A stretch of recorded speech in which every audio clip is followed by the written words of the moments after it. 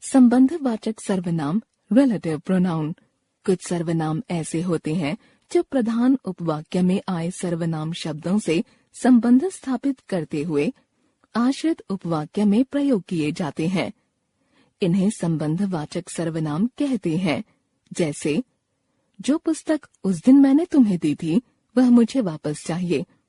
जिसने मेरे खिलाफ षड्यंत्र किया था उसी ने मेरे सामने अपना सारा राज खोल दिया। कारक विभक्ति चिन्ह एक वचन, बहुवचन। कर्ता ने, जो जिसने, जो जिन्होंने। कर्म को, जिसे जिसको, जिन्हें जिनको। करण से के द्वारा, जिससे जिसके द्वारा, जिनसे जिनके द्वारा। संप्रदान के लिए को, जिसको जिसे जिसके लिए, जिनको जिन्हें जिनके लिए। अपादान से, जिससे जिनसे। संबंध का, के, की, जिसका जिसके जिसकी, जिनका जिनके जिनकी। अधिकरण में, पर, जिसमें जिस पर, जिनमें जिन पर। प्रश्नवाचक सर्वनाम इंटेरोगेटिव प्रोनाउन, जो सर्वनाम शब्द किसी व्यक्ति, प्राणी, वस्तु आदि के बारे में प्रश्न का बोध करवाते हैं, उन्हें प्रश्नवाचक सर्वनाम कहते हैं।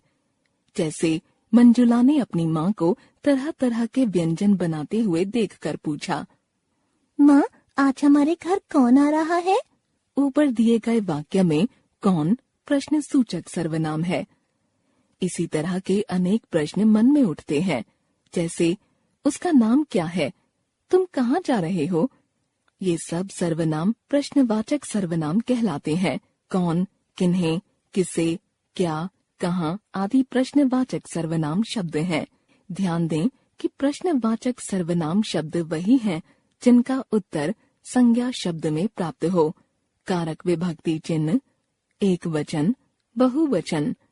कर्ता ने, कौन किसने, कौन किन्होंने। कर्म को, किसको किसे, किनको किन्हें।